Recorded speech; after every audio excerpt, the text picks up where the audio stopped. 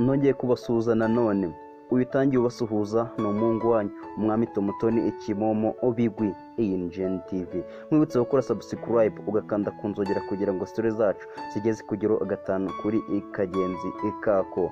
Amakuru yizewe, ibiganiro byizewe, inkuru zizewe, ibyegeranyo byizewe, ntandi wabisanga usibye kuri ENGN TV. Ikaze. Uyu munsi noneho tubazaniye byinshi byiza, we muntu ushaka gushimisha umukunzi wawe. Ahangaha umugore aryama agaramye atambikije igituba kikifungura, umugabo akubita inda hagati y'igituza cy'umugore agashinga inkokora. Izi nkokora azishinga ku buriri, yarangiza akamusobekamo imbohe ye igihe yamaze gushukwa neza, akagenda ajomba urujya n'uruza, amanuka azamura ahangaha kugira umugore aryoherwe, nawe urumva ko muri make uba ufite ibyinshi byo gukora. Nta bindi rero, imboro ni ukuyimumariramo yose. Umugore nawe akamunyongera, amukorakora no ku gituza, ku mabya ndetse no mu mugongo.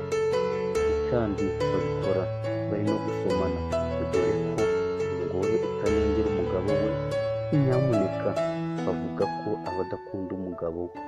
Hari ubundi buryo nabwo bwo guswera bita gucumita. Ubu buryo nabwo ngo ni bwiza.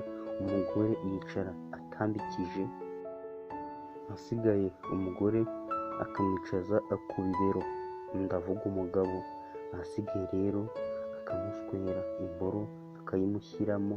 Urumva ko muri make ibi bintu biba ari byiza, bakegeranya ibibuno byabo kandi ari nako basomana.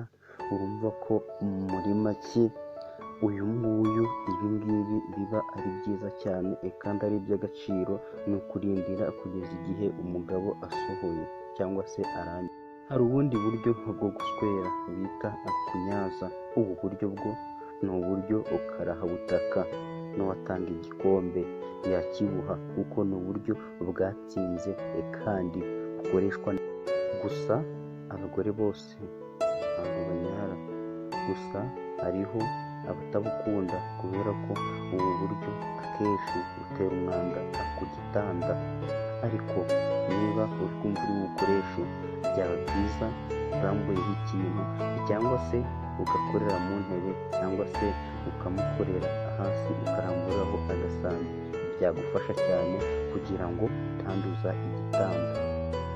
Ubu buryo rero nk'uko namaze kubivuga, biba byiza iyo mubikoze mwabyiteguye, kuko iyo mutabyiteguye bitera kunuka kwaho mwabikoreye, kubera ko haza amazi menshi. Abayazi murayazi.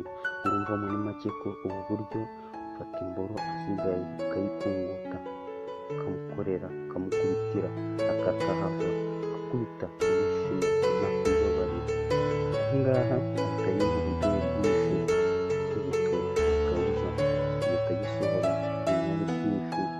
Urumva ko muri make biba ari ibintu byiza iyo byakozwe neza. Nkwibutsa gukora subscribe kugira ngo story zacu zigeze kugera gatanu kuri gatanu. Ciao ciao.